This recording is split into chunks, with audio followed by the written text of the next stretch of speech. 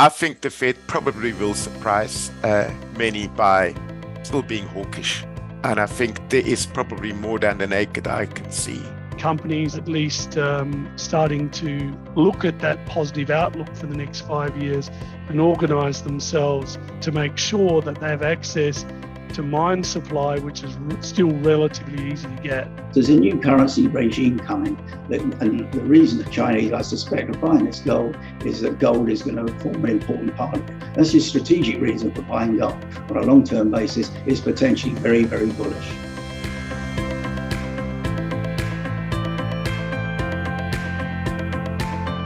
Good morning, good afternoon to all of our attendees that are joining us here today for the Outlook for Gold Amongst Rising Prices and Rising Inflation webinar. This is part of the one-to-one Global Online Precious Metals event, which is going to be happening later in March. If you haven't yet signed up, definitely feel free to reach out to me or my colleagues, and we can get you signed up. The meeting planner is going to be going live tomorrow. So there's quite a nice group of companies to meet at this event. So yeah, feel free to reach out on that. So joining us here today to talk about the outlook for gold, I have Marcus Backman, co-founder at Creighton Capital.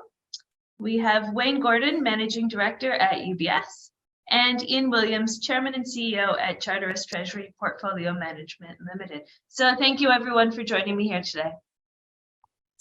Hi, Welcome. Great to be here. And so today we're going to be touching on expectations from the US Fed and how that will impact the gold markets, impacts of the various geopolitical situations on the industry, supply and demand outlook, ESG, and more. Just a note that I will be taking questions from the audience throughout the course of the webinar. So if you have any questions at any point during the webinar, feel free to drop them into the Q&A box and we will address them as they come up. So to begin, in late before we begin that, maybe I can get a quick introduction from each of our panelists. Just, tell us a little bit about yourself and what you've been focusing on with your career. So in alphabetical order, maybe Marcus, you'd like to go first. Oh, thank you, Amy. I started out in emerging markets and be managing commodity and precious metal portfolios for the last 18, 19 years. And I would describe myself as very humbled understudies of metals and financial markets. We follow it with great interest and try to take a very holistic approach. Okay, great. And Wayne? So I've also been humbled by markets, as Marcus has suggested, on more than one occasion. I sit in the Chief Investment Office in Wealth Management Global, UBS. I look at a pretty cross-asset portfolio, including rates, commodities, as well as looking at mining and materials. So within that sort of fairly broad diet, from our perspective, gold is an excellent long-term hedge in a portfolio context, and for our clients, it works very nicely in that way.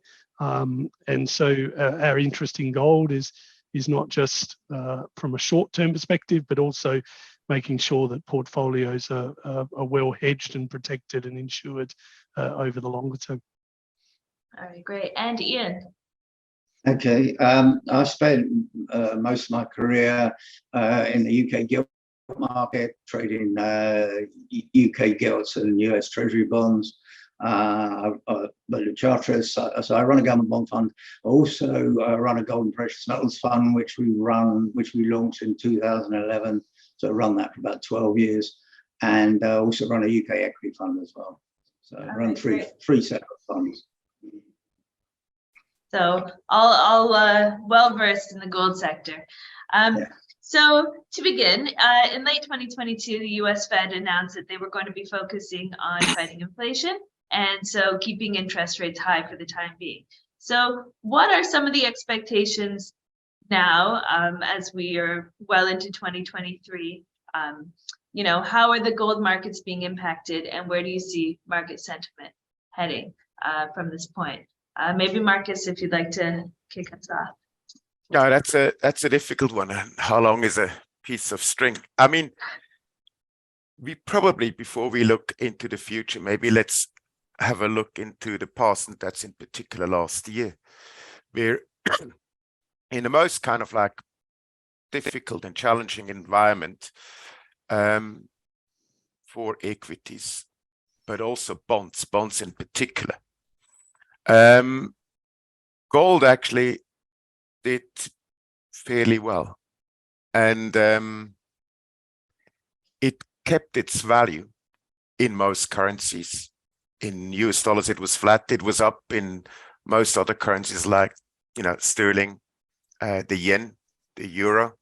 So I think it points very much to, I think, the key role of gold that gold has in a diversified portfolio, which is kind of like your storage of wealth, in particular, maybe outside the financial system, or what we traditionally describe as the financial system. And obviously going forward, I think gold will maintain that role. And the question is, it's always a function how the rest of the markets behave. Maybe going back to the Fed, I think the Fed policy took lots of investors by surprise, and I think it will continue to take lots of investors by surprise. I think investors still follow a very past narrative, a narrative that was sort of like very important for the past 20 to 30 years, which was low interest rates, low yields, low inflation.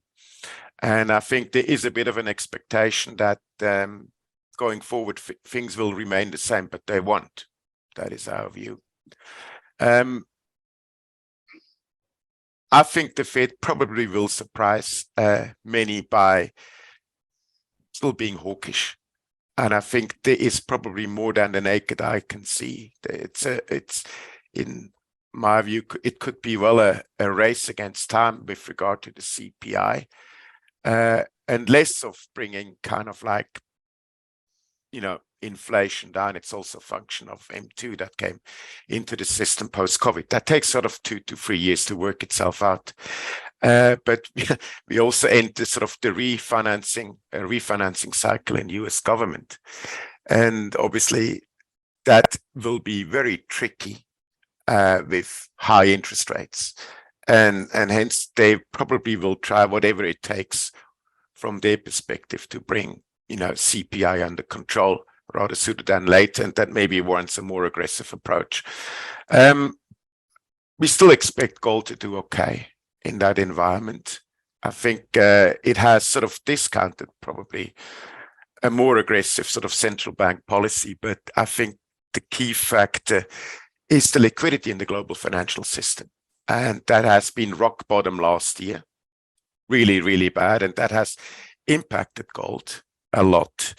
And in a sense that it wasn't higher, so it just stayed flat in US dollars. But I want to give also maybe, the ball to Wayne and to Ian to give their 2 cents, and then we can take the discussion further. But going forward, we are constructive on gold, but not because we see sort of like the end of the world approaching or whatever. It's more of the macroeconomic fiscal environment that sort of starts to play out, the long game, debasement of currencies, etc., a changing investment environment.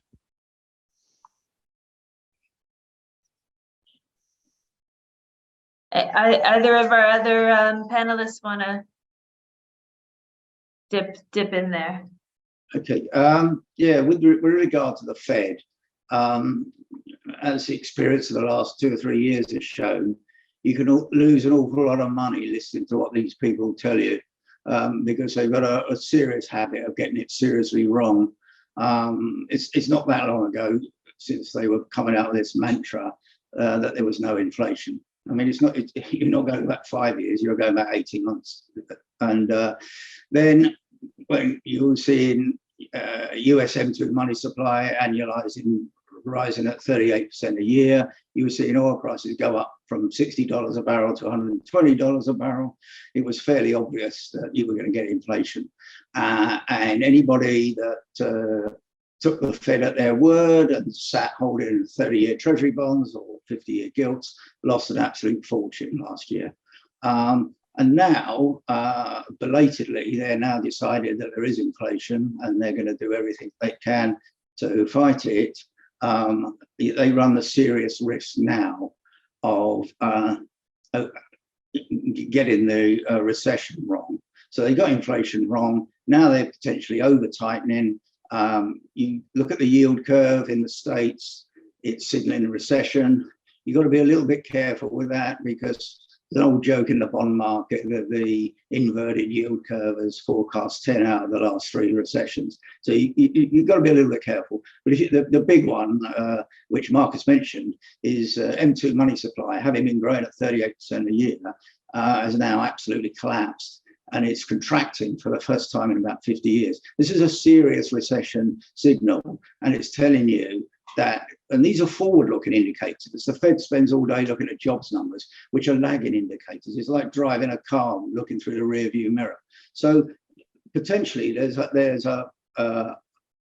one thing they haven't done. They keep putting these rates up, and they're not giving enough time for the rates to take effect. There's a long-term time lag on this, and they keep putting these rates up and expecting an instant result, and it isn't going to come through. So potentially the slowdown recession, it could be far worse, which will then bring about an abrupt turn. But when that is, not sure. With regard to gold, if you look at split gold, silver, and the gold and silver mining shares, you've got different camps who've been buying this asset. So gold, the main buyers who've been huge have been the Asian central banks. We think it's probably China, but there's other central banks in there as well. And they're pretty much immune from what the Fed does anyway. They're buying it for different reasons, more to do with up and coming currency realignment and de-dollarizing their accounts to avoid US sanctions. Then you've got silver. Central banks tend not to buy silver. So silver hasn't done as well as gold because it hasn't benefited from the central bank buying.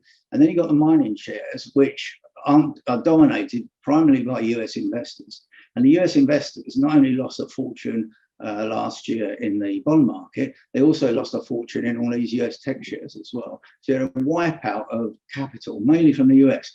Estimates 32 trillion, 35 trillion, pay your money. I mean, Apple lost $1 trillion in market value on its own.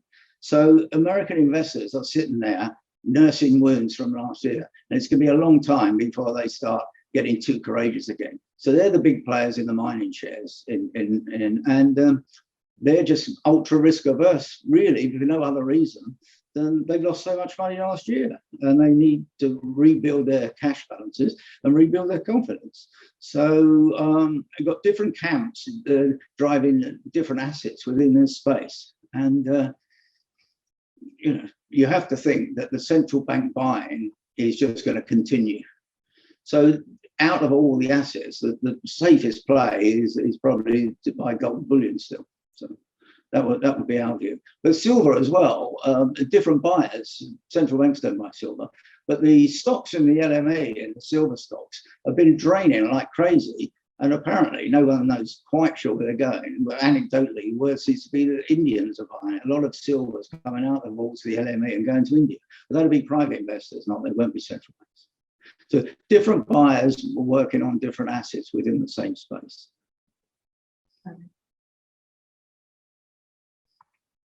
Yeah, maybe from my side, Amy, we actually target a gold price at above 2,000 by the end of this year. And the reason we have that target is because not dissimilar to the views of both Ian and Marcus here, is that at least in the short term, data is a bit confusing. So as we got towards the end of last year, the labour market was starting to see a bit of space. At least it was cooling somewhat. Inflation was shifting lower, and consumption, or at least domestic consumption in the US, was starting to show cracks.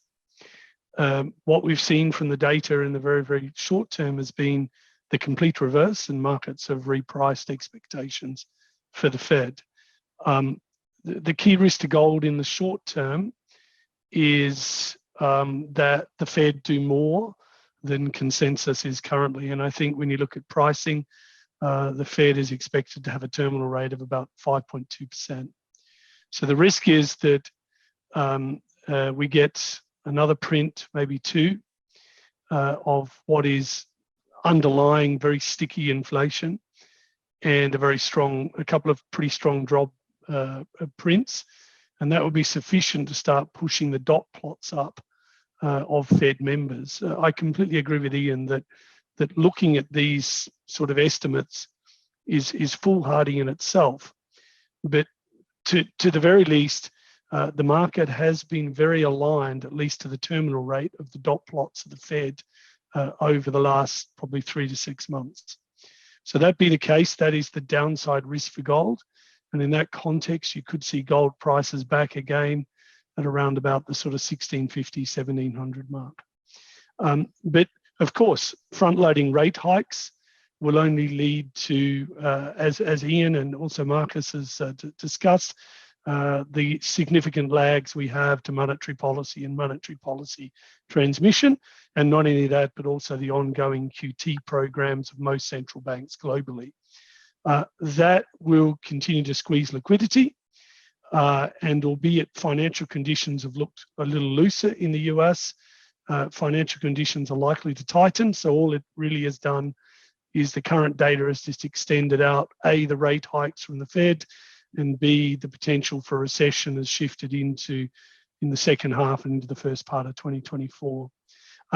We think that to start to see the next leg higher in gold from where it is today, you need some concession from the Fed that they're close to done, and at least a pause. And then, of course, the next step to that is a dovish pivot and therefore cuts thereafter. The one thing that I think is almost guaranteed is that over the next 12 to 18 months, the Fed will not be holding rates at the 5 to 5.5%. Of course, they will be trimming rates, and that will see a commensurate rally, particularly in precious metals. And as Ian has pointed out, silver, platinum, both relatively cheap compared to gold at this point. We are, from a hedging perspective, we prefer gold because of its lower volatility on average compared to the options there of silver and so on, and even gold miners. Of course, gold miners have the additional risk of operational issues, but nonetheless, in a trend up market for gold, which I don't think we've entered just yet, because we probably won't see a trend form to the upside for gold until the Fed pause and then people begin to seriously discuss rate cuts.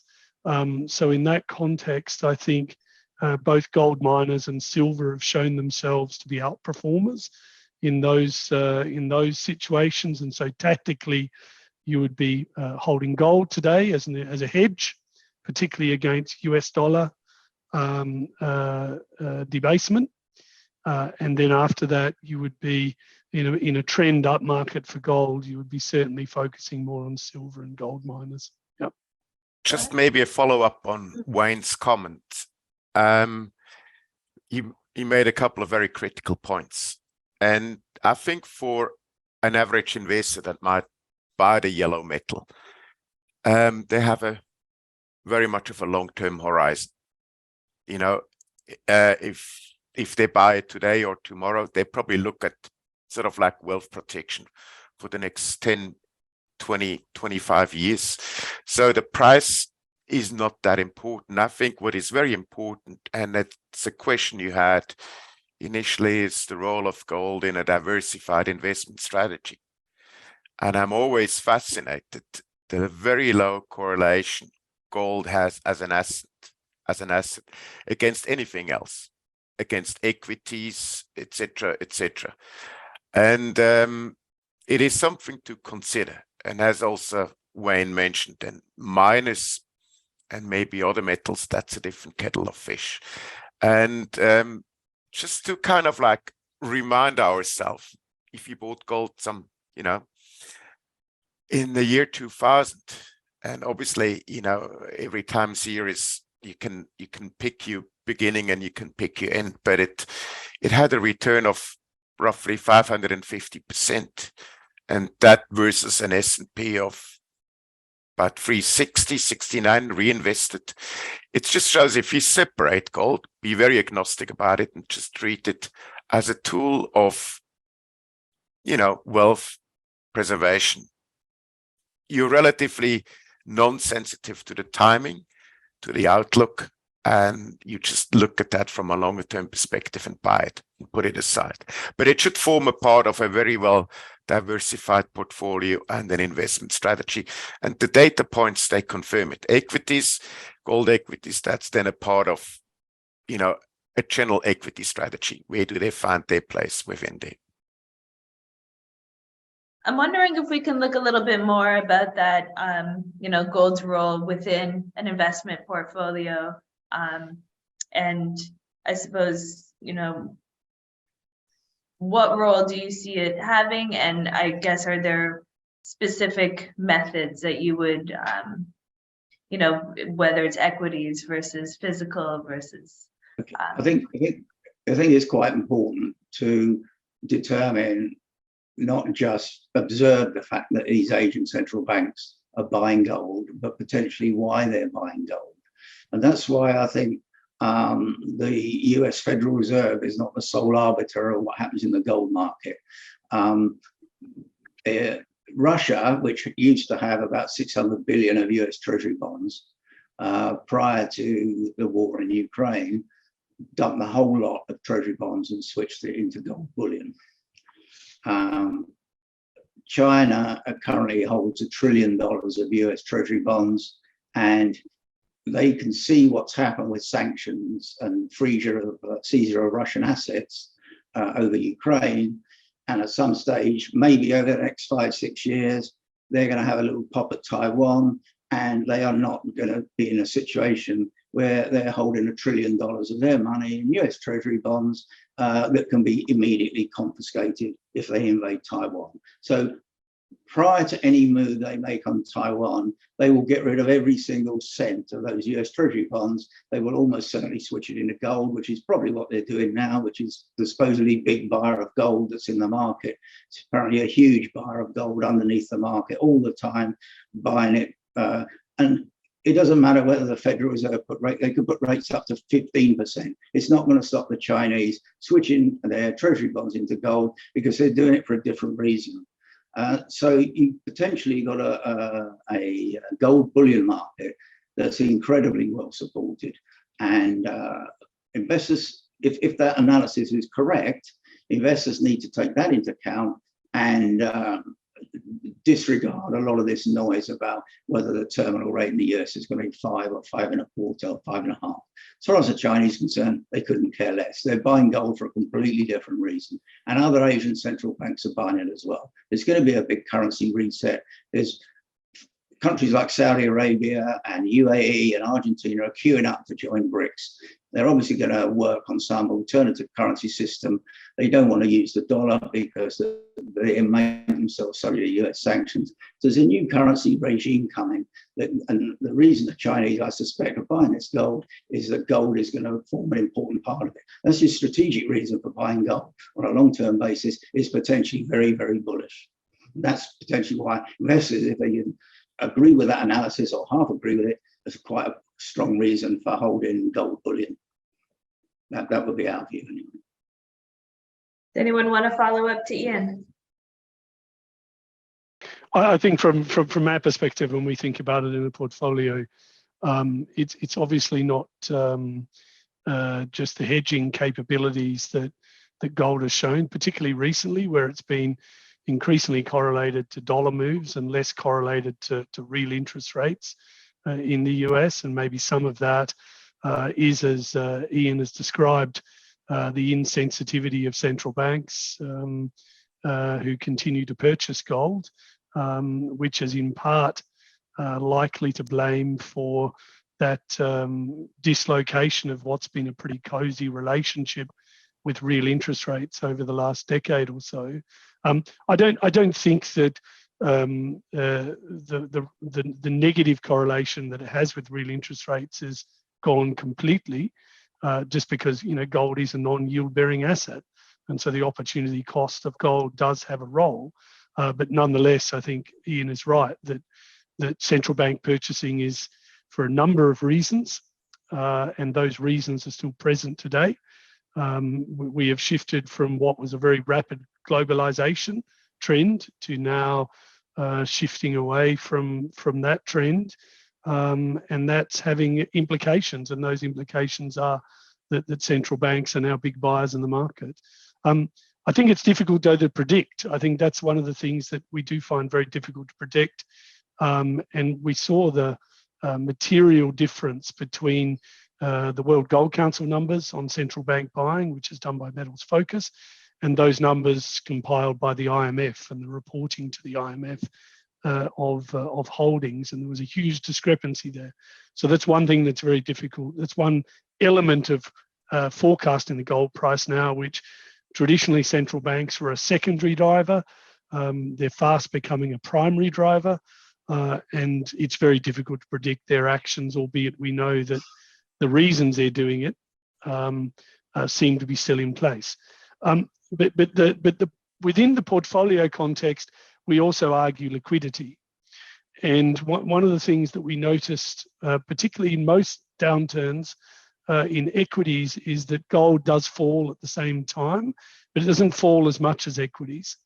And that's in part because people are using gold to raise cash, and it has that liquidity element. And we found, particularly at UBS during the COVID-19, the early parts of COVID-19, where it was very difficult because refiners were shut down and physical availability was very difficult. The fact that clients could still be able to realize what was the spot price in the market through our own holdings was very vital to them to be able to provide liquidity during what was a very tight time. And I think that is underrated by many investors, and not just private investors, but also institutional investors, which I think is starting to make a difference. How do you hold gold? Look, people hold gold often. The ETF setup is much more mature than it used to be, but there are clients who like to own physical gold in a vault, and they own that gold for the reasons that I've outlined, with respect to be able to get good market at any time, and also have that liquidity available to them at any time. So I think it depends on the client. When it comes to gold equities, I agree with Marcus. That is part of your equity portfolio. It certainly doesn't have the volatility characteristics of gold, and it certainly doesn't, in the context of improving your Sharpe ratio in a portfolio context, it does not improve the Sharpe ratio over time. That gold does actually improve the metrics around your portfolio construction. So I think those things are very key for us when we talk to clients about adding gold on a longer term basis. Excuse me, Wayne, you made a very critical point, and Ian as well. The characteristics, the attributes of liquidity is often underrated. And during most financial crises, like we saw it in 2008, 2020, gold often doesn't go up. And often investors ask, but now we have really kind of like, excuse my language, the shit sort of like hitting the wall or the fan. Gold should be much, much higher. It isn't. Because exactly for those reasons, a source of liquidity, it can be sold 24/7. And the timing of March 2020 is a very good one, because the bond markets were so illiquid then. So were they in October 2008. And also last year, we had the liquidity in the global financial system was very problematic. And it again has been reflected in the bond market.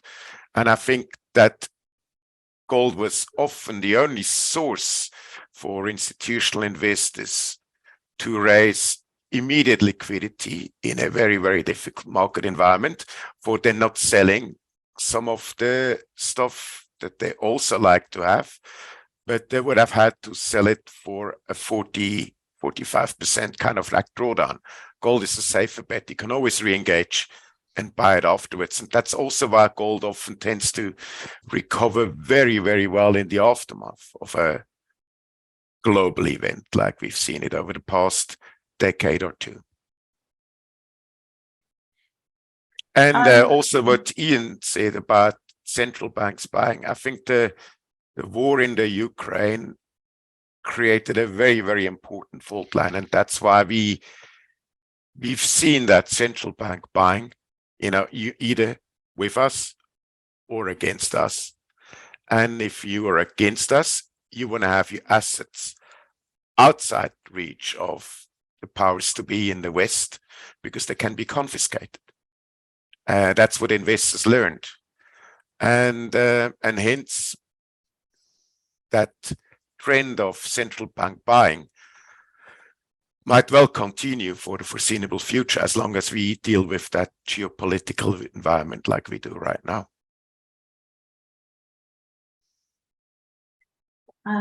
I just want to remind the audience that we are open for questions if they want to ask anything of our panelists as we go.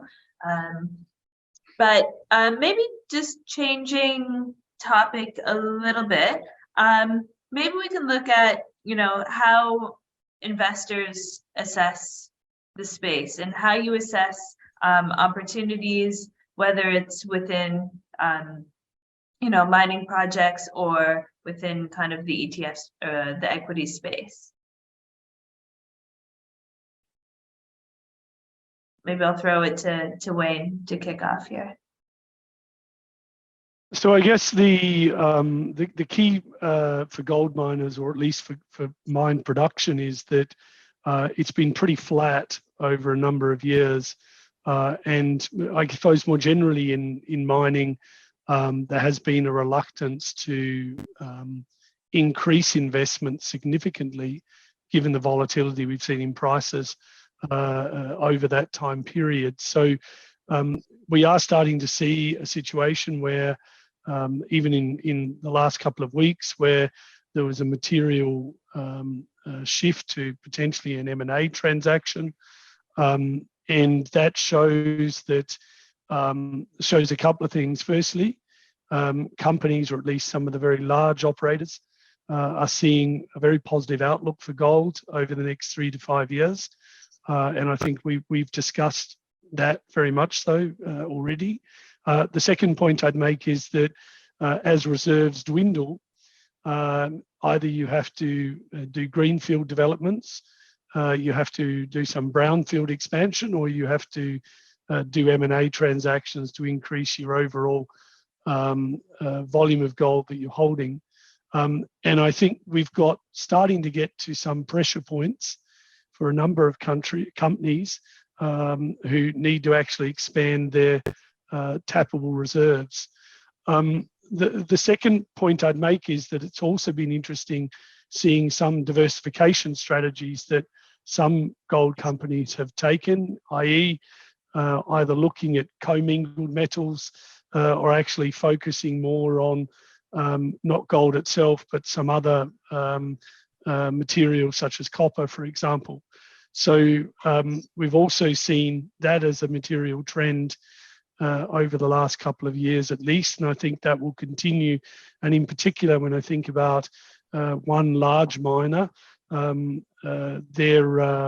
total revenue will almost be 1/4 will come from copper over the next 5 years. So that diversification of operation as well is well and truly underway. I guess mine production has never really been the driver of gold prices per se. There's obviously plenty of gold sitting in vaults around the world where we're not short of it, that's for sure. But of course, known provable reserves are diminishing pretty quickly, and companies are at least starting to look at that positive outlook for the next 5 years and organise themselves to make sure that they have access to mine supply, which is still relatively easy to get. And I think that's also a key, given the fact that the mining costs of production have continued to rise, and that access to gold reserves in a relatively geopolitically stable environment has become more difficult. And so those companies with access, particularly the small to medium-sized companies that have those reserves in relatively geopolitically stable countries, seem to be in much higher demand, particularly given recent M&A events. Does anyone else want to touch on this? No, I think if the sort of rough consensus of the three of us is right, gold's a lot more likely to go up and down, which potentially makes these gold mining shares, which are quite unloved at the moment, but they're unloved because the US investors that make 90% of the market have lost so much money last year that they're not in the mood to be too aggressive.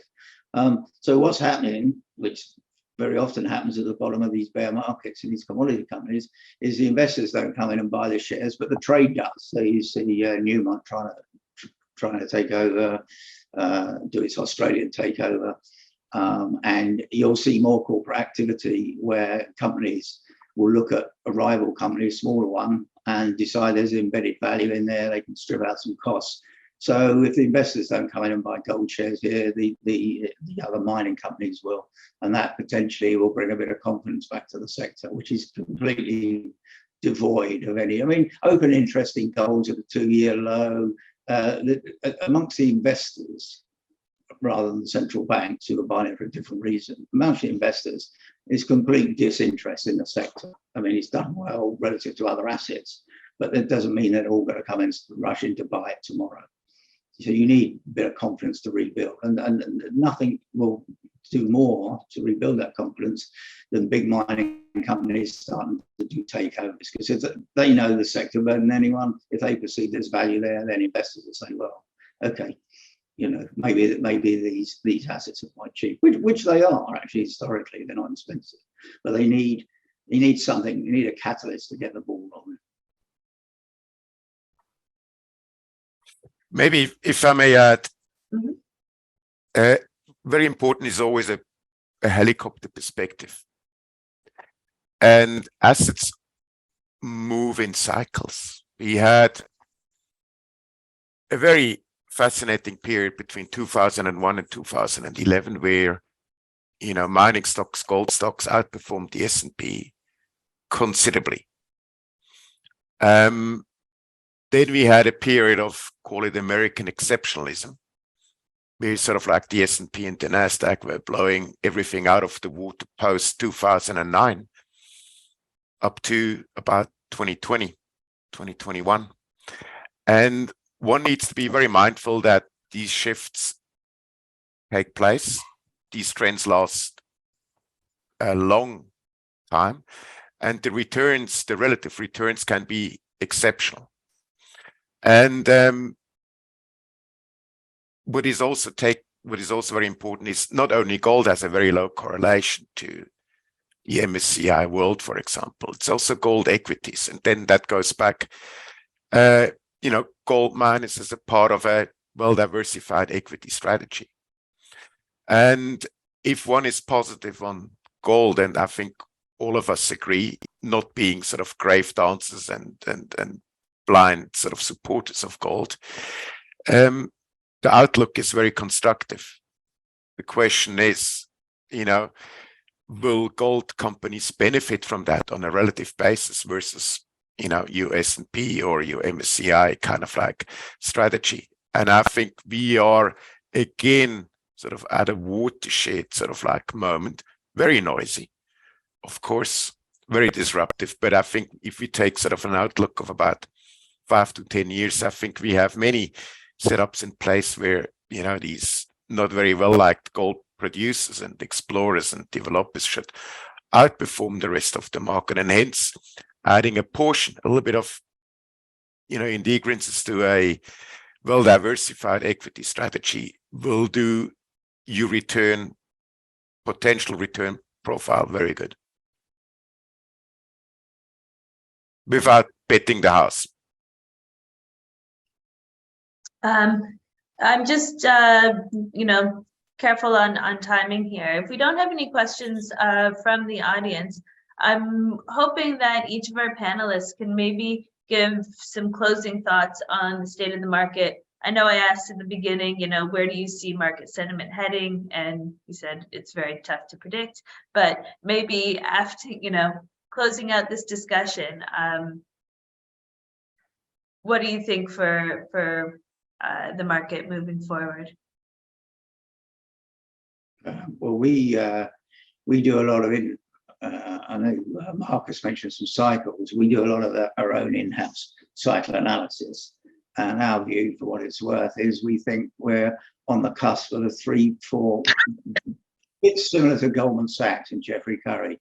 We think that we're at the cusp of a commodity super cycle that's going to last 3 or 4 years into 2026, 2027, which will also take up quite a big bull market in global equities as well. So we're very bullish on a 3-4 year view on global equities, very bullish on particularly commodity-based equities, not just gold and silver miners, but the big metal miners like BHP and Rio.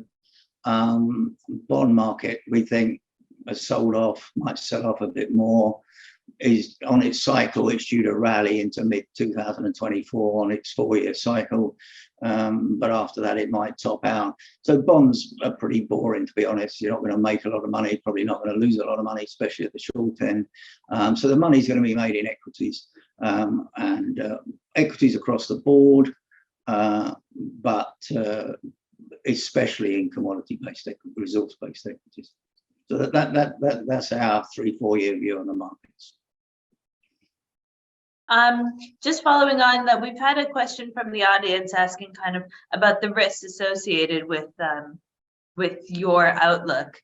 Do you see any kind of risks to or barriers to which my outlook or Amy, is that me or yeah. Is that a question? Okay.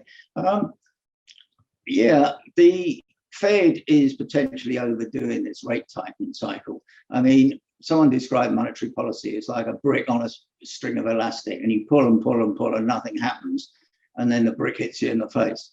And I think that's what's happening here with the Fed. They keep raising rates every 5 minutes. They're not allowing enough time for the rate rises to take effect.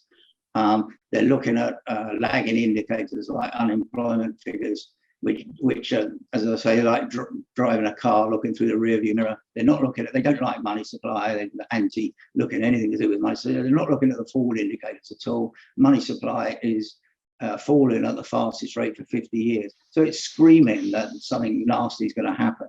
Now, if it does, and that the Fed got inflation wrong, if they get the recession wrong, and it turns out to be quite a nasty one, that's a US recession.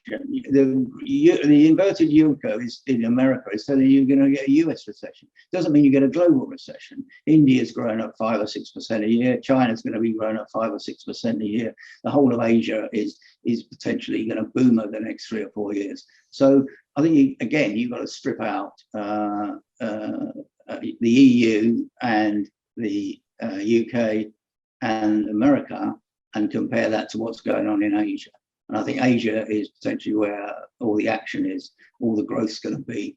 And it's Asia, it's the Asian central banks that are buying all this gold up. So I think there's going to be a divergence between what happens in the West and what happens in the East. And I think the East is going to outperform the West by a considerable margin. So the risk would be, I suppose, is that the Fed over tightens and the recession, and at some stage, US cap, probably the dollar, because if they over tighten and the penny drops, you could get an absolute deluge of selling of the US dollar, which in turn, in American eyes, is bullish for gold, because they just view gold as an inverse to the US dollar. So the risks that we see is you get some sort of fallout in America. through the Fed over tightening. So, Wayne, do you want to give your thoughts? Yeah, so my risk, particularly to gold, is, and I agree with Ian that Asia is the place to be for the next few years, for many of the reasons he's identified. I think generally materials and mining are going to do very well, but gold specifically, to the risks that face gold, I'm more concerned about the short-term risks. That is, as Ian has said, the Fed continued to tighten at a rapid clip, and while they will inevitably bring inflation down through a more material downturn in the US, which will be negative for the dollar and positive for gold, in the very, very short term, that can still do a lot of damage to the gold price.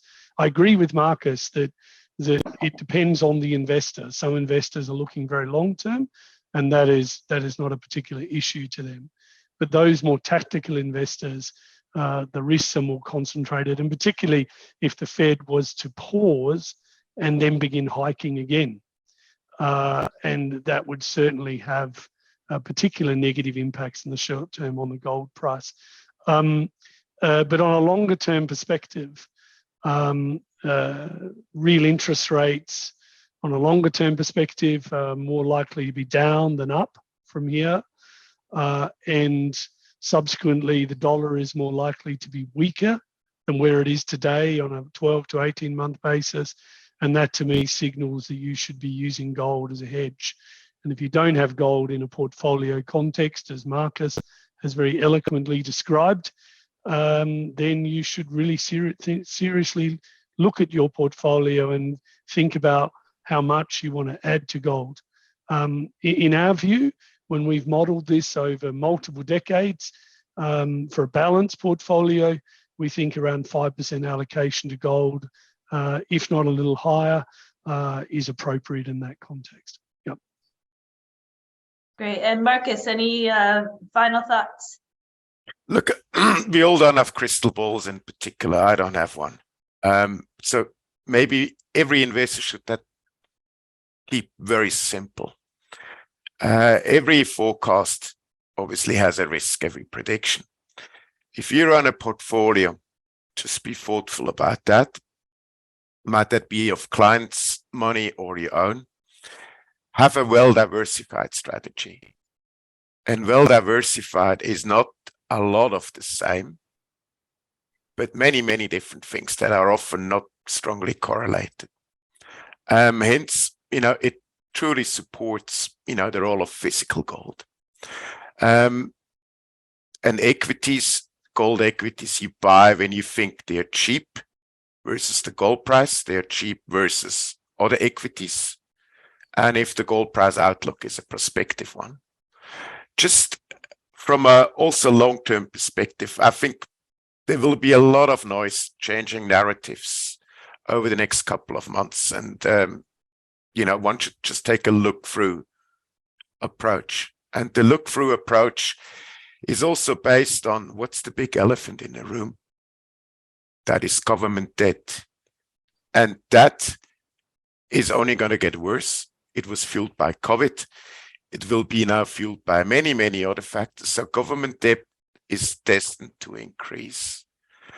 And that doesn't bode well for the strength of currencies, because that bubble is not going to burst. It's not allowed to burst. So the consequences would be dire. So hence, maybe it's safe to assume that there will be not a catastrophic outcome in terms of the debt issue, but more kind of like a gradual decline of the main reference currencies versus gold to contain the debt situation. And hence, it's a very good asset to have. And gold equities in a very well diversified strategy, not a bad option to have either. It always depends on the time when you want to engage. I think Marcus has made a funny. I was just about to mention something like that as well. particular emphasis on the US. At the moment, the US outstanding federal debt is $32 trillion.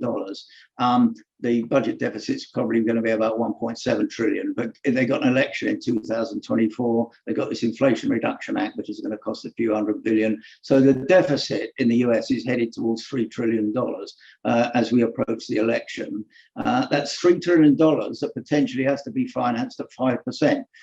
It's not like the last 10 years where they've been able to roll this over at 1% and 2%. This has to be, and this is starting to compound out of control.